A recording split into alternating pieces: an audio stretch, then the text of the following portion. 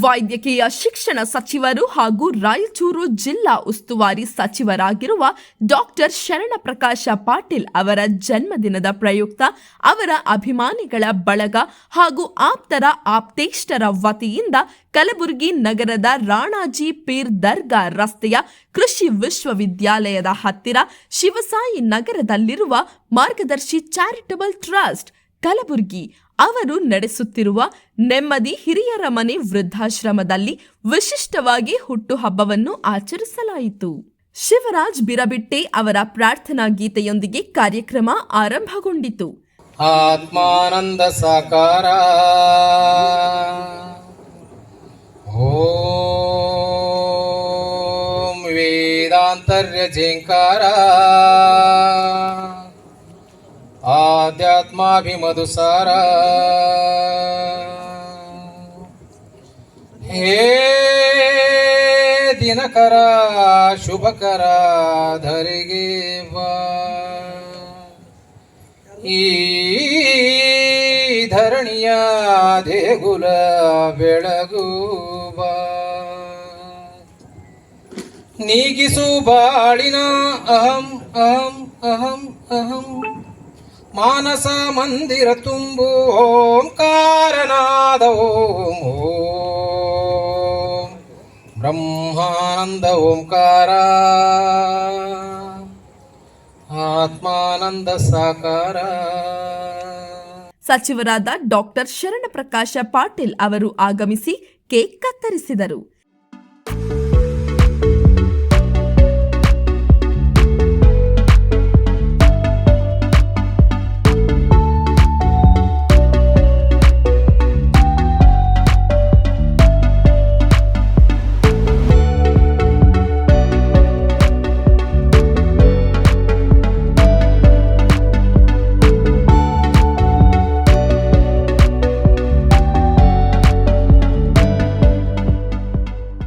ನಂತರ ಆಶ್ರಮದ ವೃದ್ಧರಿಗೆ ಬ್ಲಾಂಕೆಟ್ಸ್ ವಿತರಿಸುವ ಕಾರ್ಯಕ್ರಮಕ್ಕೆ ಚಾಲನೆ ಕೊಟ್ಟರು.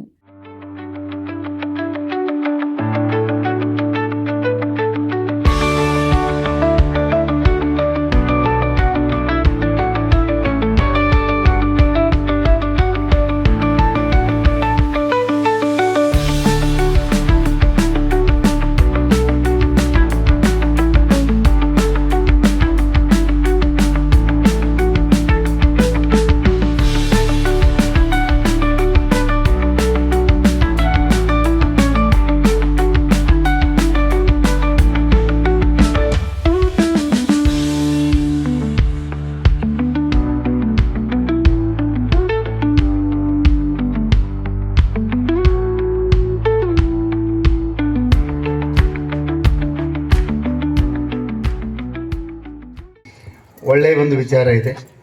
ಎಲ್ಲ ಹಿರಿಯ ಜೀವಿಗಳ ಮಧ್ಯೆ ಜೀವನದ ಮುಸ್ಸಂಜೆಯಲ್ಲಿರ್ತಕ್ಕಂಥ ಇಡೀ ಜೀವನವನ್ನು ತನ್ನ ಮಕ್ಕಳಿಗೆ, ಮೊಮ್ಮಕ್ಕಳಿಗಾಗಿ, ಸೊಸೆಯಂದಿರಿಗಾಗಿ, ತನ್ನ ಸಂಸಾರಕ್ಕಾಗಿ ಮುಡುಪಾಗಿಟ್ಟು ಜೀವನದ ಕೊನೆಯ ಒಂದು ಹಂತದಲ್ಲಿ ಒಂದು ಆಶಾಕಿರಣವಿಲ್ಲದೆ ಬದುಕ್ತಿರ್ತಕ್ಕಂತಹ ಜೀವಿಗಳ ಮಧ್ಯೆ ಆಚರಣೆ ಮಾಡೋದು ಬಹಳ ಉತ್ಕೃಷ್ಟವಾದಂಥ ವಿಚಾರ ಅಂತಕ್ಕಂಥ ಹಿನ್ನೆಲೆಯಲ್ಲಿ ಇವತ್ತು ಈ ಕಾರ್ಯಕ್ರಮದಲ್ಲಿ ಆಯೋಜನೆ ಮಾಡಿದ್ದೇವೆ.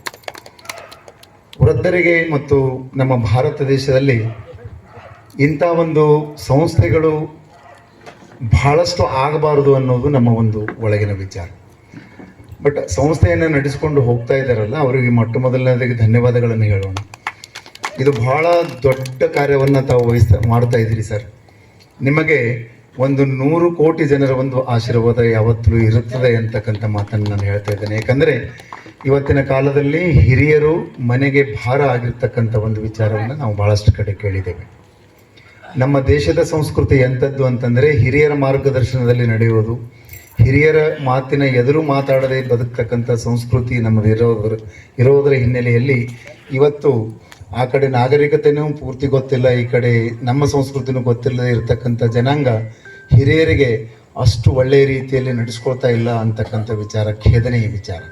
ಅದರಲ್ಲಿ ಸಾಹೇಬರದು ಇಲ್ಲಿ ಆಚರಣೆ ಯಾಕೆ ಮಾಡಬೇಕು ಅಂತಕ್ಕಂಥ ಹಿನ್ನೆಲೆಯಲ್ಲಿ ನಾವು ಮಾತಾಡಿದಾಗ ಇವರ ಮಧ್ಯೆ ನಾವು ಮಾಡೋದರಿಂದ ಇವರೆಲ್ಲರ ಆಶೀರ್ವಾದ ಅವರ ಮೇಲೆ ಇರಲಿ ಅಂತಕ್ಕಂಥದ್ದು ಈಗಾಗಲೇ ಚಿಮ್ಮ ಸರ್ ಹೇಳಿದ್ರಲ್ಲ, ಆ ಒಂದು ಹಿನ್ನೆಲೆಯೂ ಸಹಿತ ಇದೆ. ವೈದ್ಯಕೀಯ ಶಿಕ್ಷಣ ಸಚಿವರು, ಕೌಶಲ್ಯಾಭಿವೃದ್ಧಿ ಮತ್ತು ಜೀವನೋಪಾಯ, ರಾಯಚೂರು ಜಿಲ್ಲಾ ಉಸ್ತುವಾರಿ ಸಚಿವರ 58ನೇ ಹುಟ್ಟುಹಬ್ಬದ ಆಚರಣೆಯನ್ನು ಸುಮಾರು 2-3 ದಿನಗಳ ಹಿಂದೆ ಅನೇಕ ಗೆಳೆಯರ ಥರ ಚರ್ಚೆ ಮಾಡ್ತಾಯಿದ್ವಿ.